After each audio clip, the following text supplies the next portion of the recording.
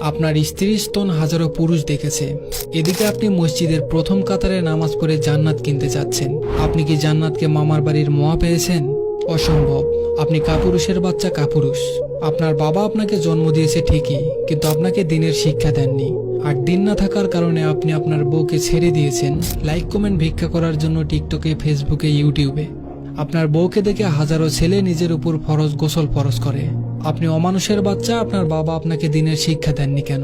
জনাব, আমার কথায় রাগ করবেন না। মোহর দিলেন আপনি, আর কল্পনায় হাজারো ছেলে আপনার স্ত্রীকে নিয়ে সহবাস করে। কথা কি বোঝেন? আমার কথা খারাপ লাগে তাই না? গায়ে লাগে। এই কথাগুলো যারা শুনছেন দয়া করে দরবেশগিরি দেখাতে আসবেন না। ভালো না লাগলে সোজা আমাকে ব্লক করে দিয়ে চলে যাবেন। আর তা না হলে আমার বিরুদ্ধে গিয়ে পোস্ট করবেন, কথা বলবেন, যা ইচ্ছে তাই করবেন, আমার কিছু যায় আসে না। কিন্তু দরবেশগিরি দেখিয়ে আমাকে ভদ্রতার আওয়াজ শোনাতে আসবেন না। সারা দেশে চলে জিনা, সারা পথে ঘাটে চলে জিনা, সারা টিকটকে মেয়েদের অর্ধউলঙ্গ নাচ, সারা দেশের পথে ঘাটে বাথরুমে চলে এসব।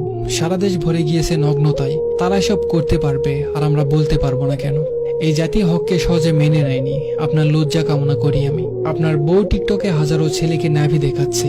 আপনি অমানুষে মানুষকে নীতিকথা শোনাতে আসবেন না। রাসূল সাল্লাল্লাহু আলাইহি সাল্লাম বলেছেন, ওই নারী জিনা না করেও জিনাকারীর সমান, যে নারী গায়ে সুগন্ধি লাগিয়ে বের হয় পরপুরুষকে তার দিকে আকৃষ্ট করার জন্য। এবার বলুন, আপনার স্ত্রীর অবস্থা কি? আপনার স্ত্রী বুকের ফিতা পর্যন্ত হাজার ছেলেকে দেখায়। আপনার স্ত্রীর কি হবে বলুন? কাপুরুষ আপনি। মোহর দিলেন 5 লক্ষ 10 লক্ষ টাকা আপনি, ভোগ করে হাজারো পুরুষ। লজ্জা লাগে না? যদি আমার এই কথাগুলো শুনে থাকেন আমি আপনার লজ্জা কামনা করছি। তা না হলে এই কর্মের ফল বিচারের মাঠে আপনি অবশ্যই পাবেন। অতএব প্রস্তুত থাকুন। ধন্যবাদ সবাইকে।